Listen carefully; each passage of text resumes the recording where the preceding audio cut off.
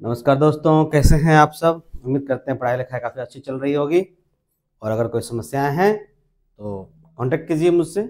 और संडे को हम लोग फिर मिलेंगे he ask me anything programme के साथ में। ठीक है, चलिए स्वागत करते हैं आपका राज राठौड़ एजुकेशन में। मैं आपका दोस्त, आपका मित्र, आपका होस्ट अमर मोदी, आपका शुभचिंतक।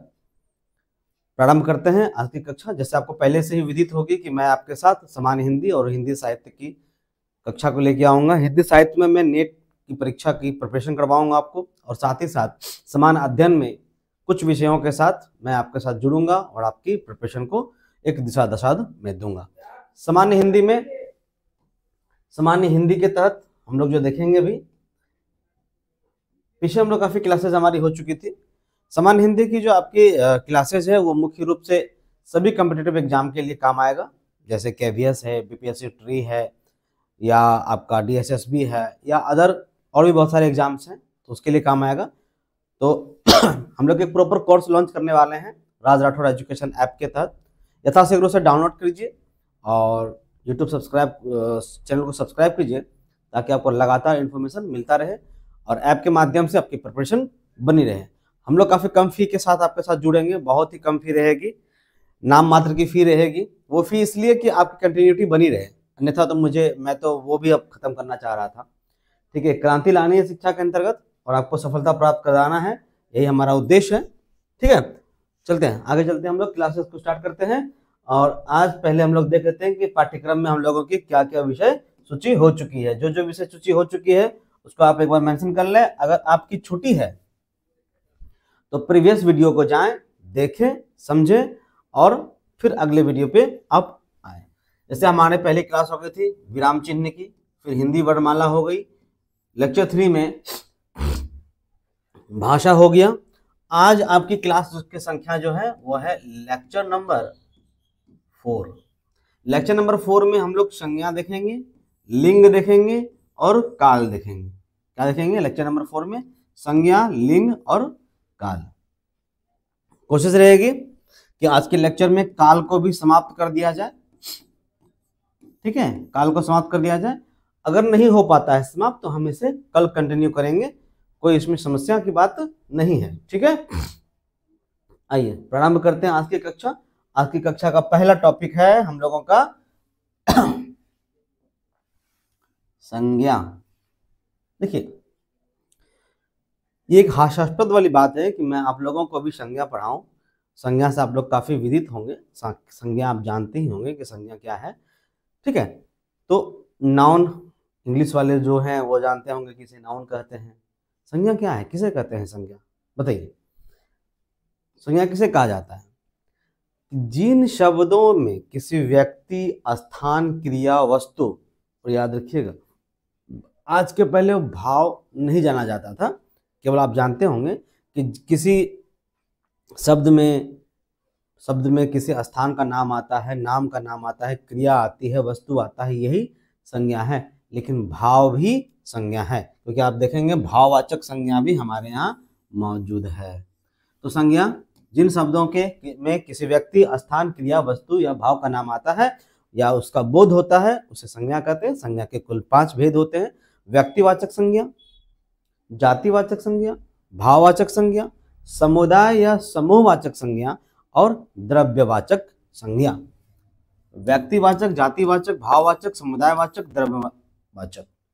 व्यक्तिवाचक संज्ञा से तात्पर्य क्या होता है? व्यक्तिवाचक संज्ञा का तात्पर्य होता है कि जब किसी शब्द में किसी विशेष व्यक्ति, स्थान, वस्तु या नाम का बोध कराए।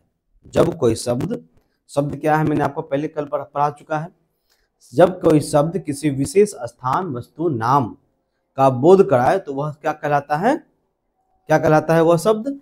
वह कहलाता है व्यक्तिवाचक संज्ञा। जैसे मदर टेरेसा, लाल किला, हिमालय, गुलाब, दिवाली आदि आदि आदि आदि। ठीक है, देखिए व्यक्तिवाचक संज्ञा के अंतर्गत सभी व्यक्तियों के नाम, नदियों के नाम, फूल के नाम, त्योहार के नाम, शहर के नाम, फलों के नाम, पुस्तकों के नाम, सब कुछ आते हैं जिसे आप इंडिकेट करवाना चाहते हैं, जिसे आप सूचित करना चाहते हैं। जो भी आप सूचित करना चाहते हैं वो सभी सूचनाओं से संबंधित जो शब्द का प्रयोग आप करेंगे वो सारे के सारे क्या कहलाएंगे? वो सारे के सारे आपके व्यक्तिवाचक संज्ञा होगी।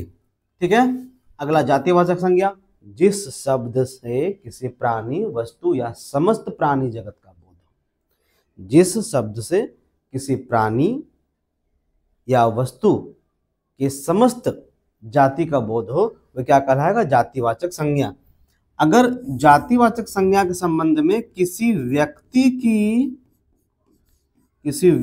की जातिगत बात की जाए, किसी व्यक्ति की जातिगत बात हो, कास्ट की बात हो, तो वे नहीं आएगी। जैसे ब्राह्मण, क्षत्रिय, XYZ, कुछ भी हो वो इसमें नहीं आएगा। तो किसमें क्या आएगा? जातिवाचक संज्ञा में किसी प्राणी, वस्तु या प्राणी या वस्तु की समस्त जाति, भालू, कुत्ता, शेर, बोर्ड, पेन इत्यादि, हम, आप आदि आदि। अगर संबंधित विषय से, व्यवसाय से जुड़ा हुआ है, फल है, पशु है, मैंने आपको भी सब बताया, जितने भी चीजें हैं जिसके बारे में मैं आपको सूचना देता हूं वो सारे आपका व्यक्तिवाचक संज्ञा है। उस सूचना में मैं जो उसकी अवस्थिति है वो सारे जातिवाचक संज्ञा है। उसके बाद अवस्था, जब हम किसी की अवस्था की बात करते हैं, जब किसी की दशा की बात करते हैं, जो शब्द किसी पदार्थ की अवस्था, दशा का या भाव का बोध कराता है उसे भाववाचक संज्ञा कहते हैं। जैसे बचपन, मोटापा, बुढ़ापा, मिठास, क्रोध, यौवन, हर्ष, गर्मी, सर्दी, मित्रता, लड़ाई आदि आदि। अच्छा, बुरा, सुंदर, ऊंचा, नीचा, मोटा, दुबला आदि आदि, ये सब क्या कहलाता है? भाववाचक। समुदायवाचक, जब किसी संज्ञा शब्द में व्यक्ति या वस्तु के समूहों का बोध किया जाए वो क्या कहलाएगा? संज्ञावाचक। जैसे चाबी का गुच्छा, बाजार, परिवार, कक्षा। क्या चाबी का गुच्छा कहा जाए, परिवार कहा जाए, भीड़ कहा जाए, पुस्तक कहा जाए, बाजार कहा जाए, सेना कहा जाए, झुंड कहा जाए, इत्यादि इत्यादि, बहुत जो भी कहा जाए, क्या इसमें किसी एक व्यक्ति की चर्चा हो पाएगी? जब कई व्यक्तियों की आपस में एक सामुदायिक स्थिति उत्पन्न हो जाती है तो व्यक्तियों की जो सामुदायिक स्थिति की बोध कराने के लिए जिसका प्रयोग किया जाता है वह कहलाता है समूहवाचक संज्ञा। द्रव्यवाचक संज्ञा, जो शब्द किसी धातु या द्रव्य का बोध कराए, धातु हो या द्रव्य हो, धातु हो या द्रव्य हो। देखिएगा द्रव्य के दो अलग अलग शब्द होते हैं, मैं आपको भी बताऊं कि एक तो कई जगह द्रव्य ऐसे लिखा होता है, एक जगह एक द्रव्य ऐसे लिखा होता है। तो किसका बोध कराए? इसका कराए या इसका कराए? देखिए, इस द्रव्य का मतलब होता है लिक्विड, ठीक है, और इस द्रव्य का मतलब होता है मैटर, मतलब कुछ पदार्थ। इस द्रव्य का मतलब होता है पदार्थ, वस्तु, बहुमूल्य वस्तु, बहुमूल्य वस्तु, ठीक है। तो जब दूध लिक्विड है, दही, सोना, चांदी, लोहा, लकड़ी, पानी, पीतल, तांबा, तेजाब, शराब, दूध, घी, दही इत्यादि इत्यादि जितने हैं वो सारे के सारे द्रव्यमान वाचक में आएगा। एक साधारण तौर पे समझिए, द्रव्यवाचक संज्ञा में जिसे मापा जा सके या माप कर उसकी आदान प्रदान की जाए। अब आप बोलेंगे सर व्यक्ति भी तो मापी जा सकती है, तो किस व्यक्ति को आप किलो के भाव में परचेज करते हो या किसी व्यक्ति से मित्रता करते हो तो उसके किलो देखते हो या उसे अपने समूह में शामिल करने के पहले उसकी वजन देखते हो? ऐसा तो कुछ होता नहीं है। तो जब हम किसी भी वस्तु में अगर उसे नाप तोल की स्थिति से भी गुजारा जाए, नाप तोल की स्थिति में उसे गुजारना एक आम बात हो, तो वो क्या कहलाता है? वो द्रव्यवाचक कहलाता है। संज्ञा हमारी समाप्त हो गई।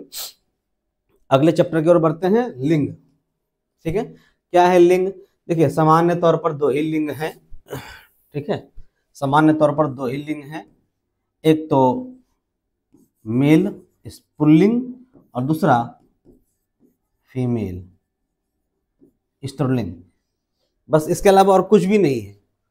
लिंग किसे कहते हैं? लिंग संस्कृत के शब्द से आया हुआ है जो कि किसी व्यक्ति की जाति का बताता, जाति की उपस्थिति बताती, व्यक्ति हो या जीव हो, व्यक्ति हो या जीव हो, उसकी जाति की स्थिति को अगर वो बताता है तो उसे लिंग कहते हैं, उसकी जाति पता कर सकता है तो लिंग कहते हैं। जैसे अच्छा, कई बार तो ऐसा भी होता है कि जाति के अलावा, व्यक्ति की जाति के अलावा व्यवसाय के भी लिंग होते हैं। जैसे मान लीजिए कि धोबी, आप लिखते हैं धोबी, तो धोबी का स्त्रीलिंग क्या होता है?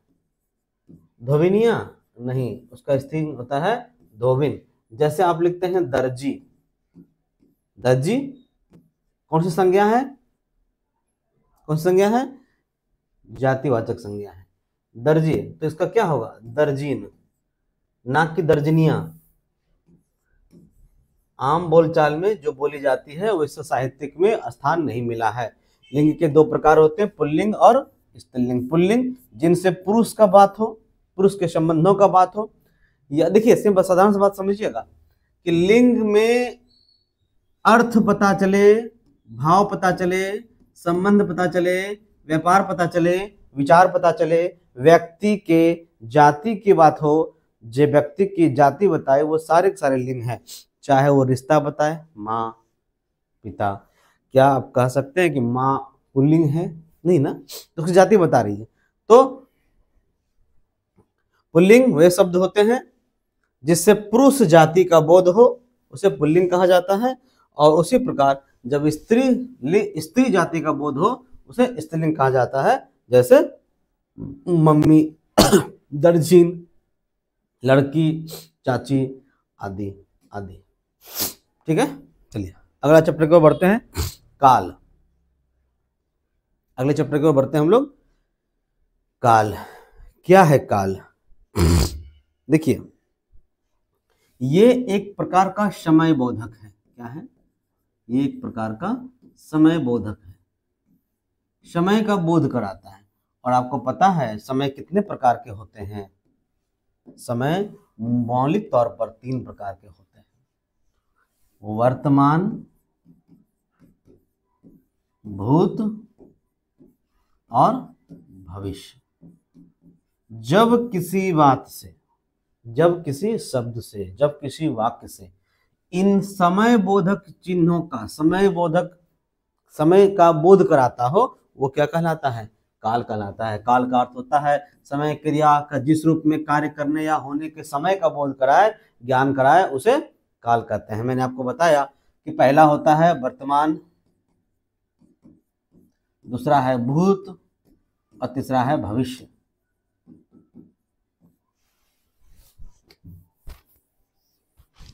पहला है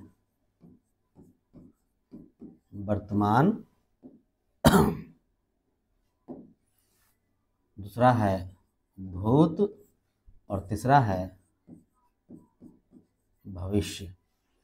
जैसे सीता गाना गा रही थी, भूतकाल है, थी, गा रही है, वर्तमान है, गाएगी, भविष्य। जिस शब्द के अंत में है हा ही लगा रहे वो वर्तमान है, जिसके अंत में था थे थी है वो भूत है, और जिसके अंत में गा गे गी है वो भविष्य है। इन तीनों वाक्यों में कर्ता एवं क्रिया एक ही है। सीता क्या कर रही है? सीता क्या कर रही है? इन तीनों वाक्य में सीता, इन तीनों वाक्य में सीता गा रही है। सीता की क्रिया एक है लेकिन समय अलग अलग है, लेकिन किए जाने वाला समय अलग अलग है, जो उसे भूत, वर्तमान, जो उसे भूत,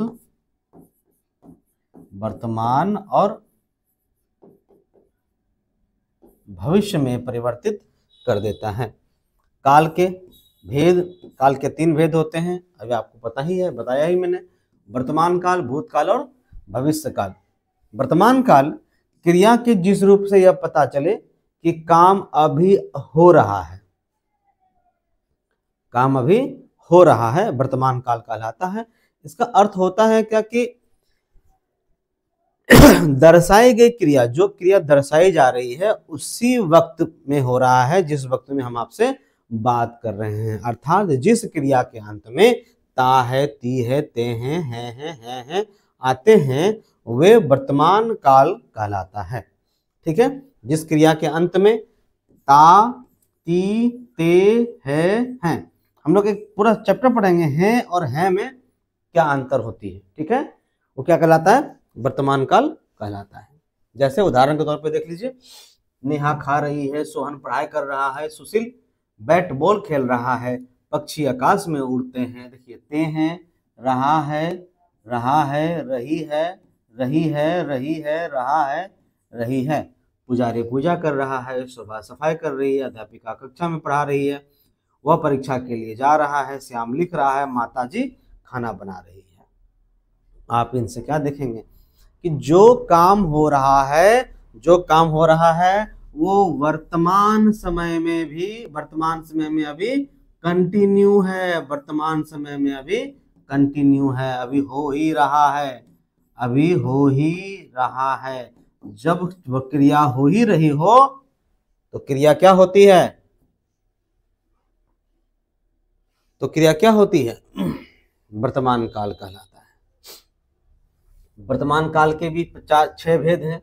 सामान्य वर्तमान काल, अपूर्ण वर्तमान काल, पूर्ण वर्तमान काल, संदिग्ध वर्तमान काल, तत्कालिक वर्तमान काल और संभाव्य वर्तमान काल। कितने प्रकार होते हैं वर्तमान काल के? 6 प्रकार होते हैं। सामान्य, अपूर्ण, पूर्ण, संदिग्ध, तत्कालिक और संभाव्य। ठीक है, सामान्य वर्तमान काल का क्या तात्पर्य होता है? जिस क्रिया के अंत में ता है, ती है, ते हैं लगी रहे, जिस क्रिया के अंत में या जो शब्द के अंत में, जिस वाक्य के अंत में ता है, ती है, ते हैं इत्यादि लगा रहे, वो क्या कहलाता है? सामान्य वर्तमान काल। अब देखिए, वो क्या कहलाता है? जिस क्रिया के रूप में पूर्णता और अपूर्णता का पता ना चले वह सामान्य है। जैसे जिसके अंत में ता है, ती है, ते हैं, ता हूं, ती हूं इत्यादि लगा रहे, वो क्या कहलाता है? सामान्य वर्तमान काल। देखिए, इसे याद कर रखने की बिल्कुल आसान यही है क्या कि शब्द के, वाक्य के अंत में ता लगा रहे और ता के साथ इसके सहायक लगा रहे है, हैं, हूं, है, ता, है, हैं और हूं लगा रहे, तो वह क्या कहलाता है? सामान्य वर्तमान काल। मूल रूप में सामान्य वर्तमान काल से यह पता चलता है कि क्रिया में पूर्णता है या क्रिया में अपूर्णता मौजूद है। उदाहरण के तौर पे देखिए, माला कविता पर ती है लगा हुआ, उड़ते हैं, जाता है, सो बच्चा रोता है, लिखता है। अब बच्चा रोता है, अब देखिए बच्चा रोता है, अभी भी रो रहा है क्या? पता नहीं चल रहा है। क्या भूत में रोया था, रोता है, या इसकी नेचर ही ये है, इसकी प्रकृति ही ये है, बच्चे का रोने का प्रकृति ही है। अब देखिए ना, इनमें आपको इसमें आपको एक चीज और देखने को मिलेगा। इन सभी कार्यों में सभी के सभी कार्य सामान्य वर्तमान काल के कार्य को प्रदर्शित करता है। अर्थात कार्य पूरी हो चुकी है या नहीं हुई है या कार्य अभी हो रही है, इसकी जानकारी नहीं मिल पाती है। जब ऐसी स्थिति होती है तो उसे हम क्या कहते हैं? उसे हम सामान्य वर्तमान काल कहते हैं। अब परंतु क्या इन शब्द के, इन उदाहरणों से ये महसूस होता है, यह महसूस नहीं होता है कि यह उक्त व्यक्ति की, उक्त संज्ञा की प्रकृति ही है? जैसे राम घर जाता है, तो प्रकृति यहां बोध नहीं कराती है, लेकिन बच्चा रोता है, ये प्रकृति की बोध करा रही है। माला कविता पढ़ती है, पक्षी आकाश में उड़ते हैं, मैं लेख लिखता हूं, बच्चा खेलने से खेलता है, रमा मिठाई बनाती है। अब मैं सोता हूं, मेरी प्रकृति नहीं है, वह खेल खेलता है, मेरी प्रकृति नहीं है, वह पुस्तक पढ़ता है, प्रकृति है। इसका मतलब है कि यदि सामान्य वर्तमान काल की चर्चा मैं करूं तो सामान्य वर्तमान काल की चर्चा यह भी बताती है कि वह उस व्यक्ति का नेचर है, वह उस व्यक्ति का प्रकृति भी है, अर्थात उस संज्ञा की प्रकृति भी है, उस भाव की भी प्रकृति है। ओके, अगला अपूर्ण वर्तमान काल। वैसे वर्तमान काल जिसके में रहा है, रही है, रहे हैं, रहा हूं का प्रयोग हो। मतलब जिस क्रिया, जिस वाक्य, जिस शब्द के अंत में, जिस वाक्य, जिस क्रिया के अंत में रहा है, रही है, रहे हैं, रहे हूं लगी रहे, वो क्या कहलाता है? अपूर्ण वर्तमान काल कहलाता है। अर्थात वह कार्य अभी हो ही रही है, कंटिन्यूस में है, कंटिन्यू है, ठीक है, वो कहलाते हैं अपूर्ण वर्तमान काल। मतलब इसे याद रखने की सबसे आसान तरीका यह है कि जिसके अंत में रहा है, रहे हैं, रही है, रहा हूं लगा रहे, वह क्या कहलाता है? अपूर्ण वर्तमान काल। जैसे वह मार्केट जा रहा है, इसका मतलब भाई मार्केट पहुंचा भी नहीं है, मार्केट में है भी नहीं। अगर लिखता कि राम मार्केट में है तो कौन सा होता? ये कौन सा वर्तमान काल होता? ये फिर से आपका सामान्य वर्तमान काल हो जाता। ठीक है, आइए, वह मार्केट जा रहा है, अनीता कविता गा रही है, रहा है, रही है, रहे हैं, रहा हूं लगा रहे, तो क्या कहलाता है? अपूर्ण वर्तमान काल कहलाता है। फिर आता है पूर्ण वर्तमान काल।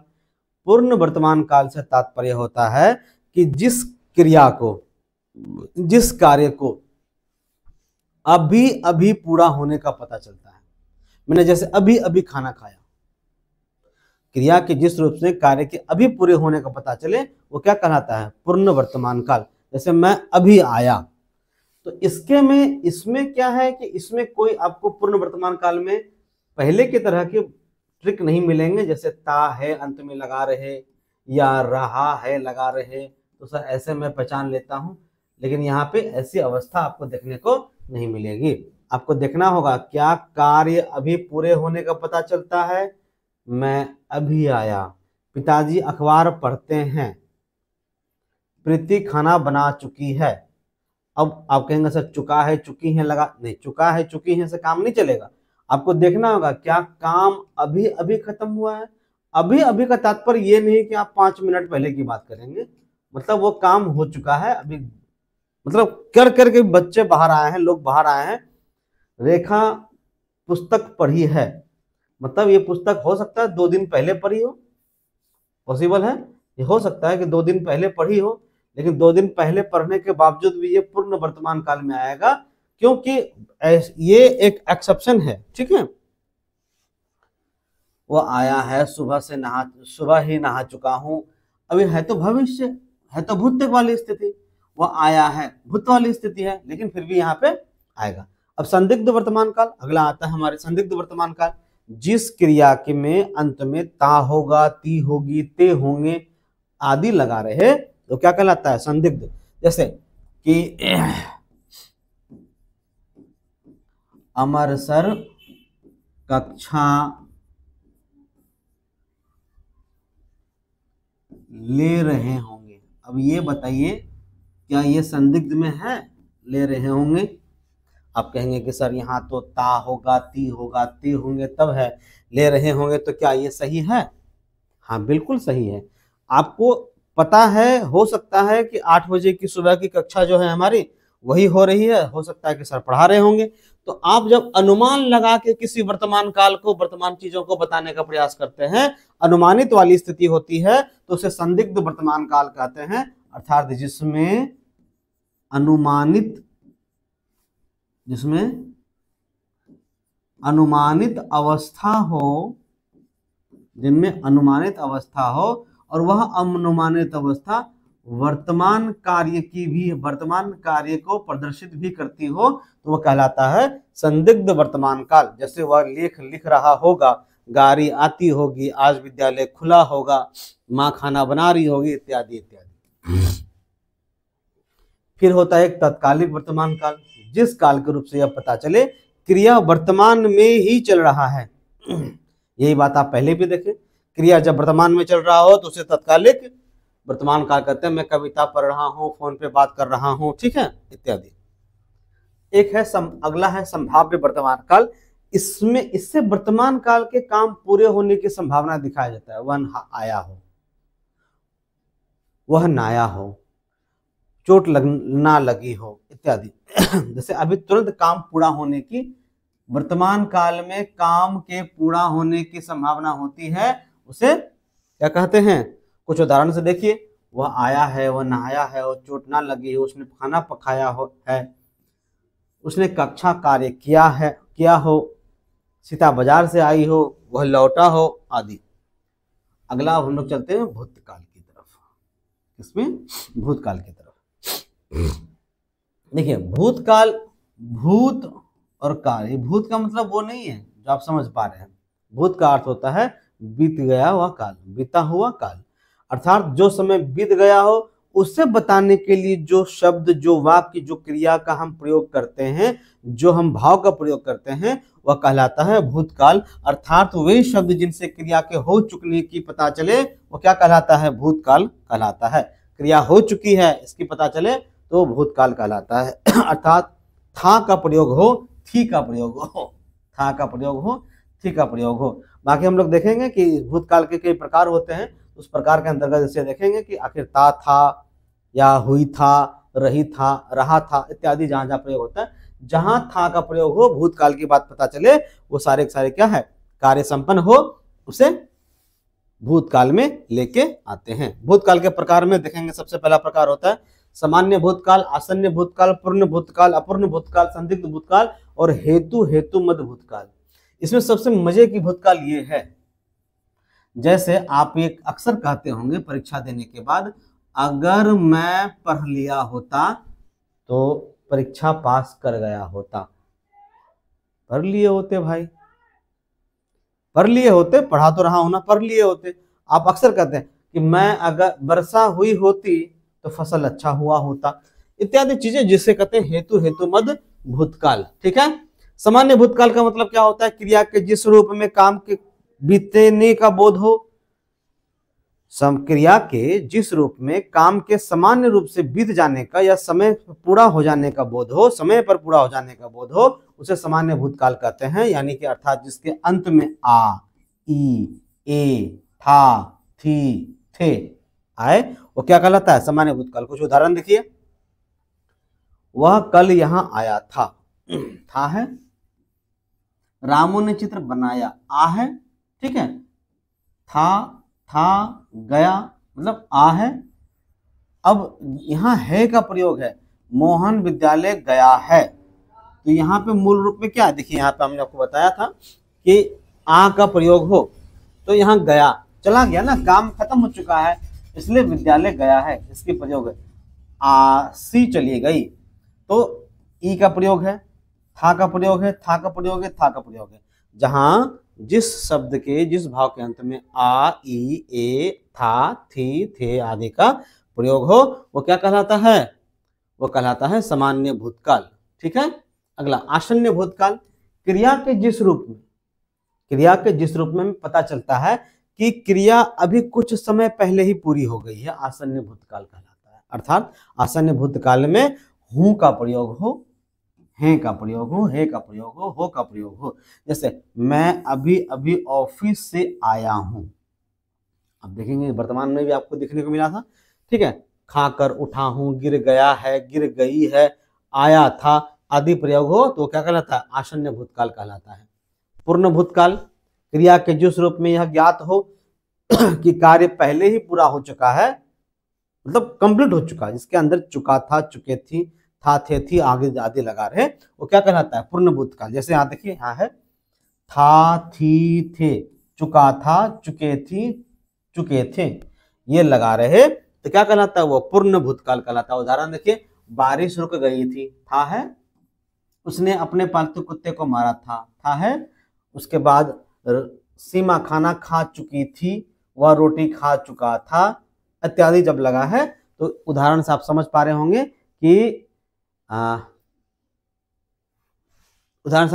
होंगे कि पूर्ण भूतकाल किसे कहते हैं। ठीक है। अगला है अपूर्ण भूतकाल।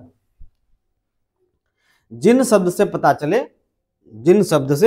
पता चले कि काम भूतकाल में शुरू हो चुका था और अभी अभी समाप्त नहीं हुआ है, अभी चल ही रहा है, काम हो ही रहा है, मतलब एक काम चल रहा है। मान लीजिए आप लिख रहे हैं, 20 पेज का लिख रहे हैं, 10 पेज लिख चुके हैं, 10 पेज अभी लिखना बाकी है, तो आप लिख रहे हैं ना, अभी मैं पढ़ा रहा हूं, तो मैं अब क्या कहा?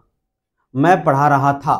तो जब काम पूरा होने की स्थिति नहीं हो, काम पूरा नहीं हुआ हो, या काम आधे में हो, या काम हो रहा था अब रोक के मैं दूसरा काम कर रहा हूं, जब ऐसी स्थिति होती है तब उसे कहते हैं अपूर्ण भूतकाल। जैसे रीटा गीत गा रही थी, अभी भी गाएगी, अभी आगे गाएगी, जिसके अंत में रहा था, रही थी, रहे थे, लगी रहे, वो क्या कहलाता है? अपूर्ण भूतकाल कहलाता है। उसके बाद संदिग्ध भूतकाल है। संदिग्ध भूतकाल में आपको पता नहीं है, जो ये भविष्य में भी आपको दिखेगा, जिस शब्द के अंत में गा गे गी लगा हो वो क्या कहलाता है? भविष्य वाला स्थिति कहलाता है। परंतु यहाँ पे आपको दिखेगा संदिग्ध भूतकाल की स्थिति है। जिन वाक्य के अंत में गा गे गी, जिस वाक्य के अंत में गा गे गी लगा हो वो क्या? संदिग्ध भूतकाल होते हैं। और ये संदिग्ध भूतकाल भविष्य काल भी है। जैसे डॉक्टर ने दवाई दे दी होगी, डॉक्टर ने दवाई दे दी होगी। और इसी में अब इसी में आपको दिखेगा राम वनवास जाएगा, राम वनवास जाएगा। अब देखिए दोनों के अंत में गा लगा हुआ है, लेकिन भाव दोनों के अलग है। ये जाएगा और ये दवाई दे दी होगी, तो दो अलग अलग स्थिति है, और दो अलग अलग स्थिति के दो अलग अलग भाव के कारण संदिग्ध भूतकाल भविष्य काल को रिप्रेजेंट करता है और भविष्य काल संदिग्ध भूतकाल को भी रिप्रेजेंट करता है। ठीक है, अगला है हेतु हेतु मद भूतकाल। हमने पहले आपको उदाहरण दिया था, जब किसी क्रिया की एक क्रिया के निर्भरता के कारण दूसरी क्रिया पूरी ना हो सके, या दूसरी क्रिया की निर्भरता के कारण पहली क्रिया पूरी ना हो सके, तो उस व्यवस्था को हम लोग कहते हैं हेतु हेतु मद भूतकाल। देखिए जिस क्रिया के पद में भूतकाल के कार्य होने के संकेत तो मिलता है, परंतु किसी कारणवश नहीं हो पाता है, तो उसे हेतु हेतु मद भूतकाल कहते हैं। हमने आपको उदाहरण दिया था, अगर वर्षा हुई होती तो फसल अच्छा हुआ होता, है ना। अगर आप पढ़ लिए होते, कंटिन्यू क्लास कर लिए होते, तो आप परीक्षा पास कर गए होते। ठीक है, यदि तुमने परिश्रम किया होता तो पास हो जाते। ठीक है, आगे हम लोग चलते हैं। अगला भविष्यकाल। अगला भविष्यकाल, जिस क्रिया के रूप के अंत में हमने अभी कहा गा गे गी लगा हो, वो क्या कहलाता है? भविष्यकाल। भविष्यकाल के भी तीन भेद होते हैं, सामान्य भविष्यकाल, संभव भविष्यकाल और हेतु हेतुमद भविष्यकाल। सामान्य भविष्यकाल का मतलब होता है जिस क्रिया के जिस रूप में उसके आने वाले समय में समान रूप का बोध ना हो, सामान्य भविष्यकाल कहलाता है। रमेश स्कूल जाएगा, मैं दिल्ली नहीं जाऊंगा, उसके आने वाले समय में समान रूप का बोध इसमें नहीं हो पा रहा है। उदाहरण के तौर पर देखिए, मैं दिल्ली नहीं जाऊंगा, कल ऑफिस बंद रहेगा, आपकी इच्छा होती रहेगी। ठीक है, और संभाव्य भविष्य काल में यह होता है कि क्रिया के जिस रूप से आगे कार्य होने या करने की संभावना का पता चले। ठीक है, हम आएंगे। ठीक है, ठीक है, संडे को हम बात करेंगे। अर्थात जिस क्रिया के अंत में रहा होगा, रहे होंगे, रही होगी लगा रहे, वो क्या कहलाता है?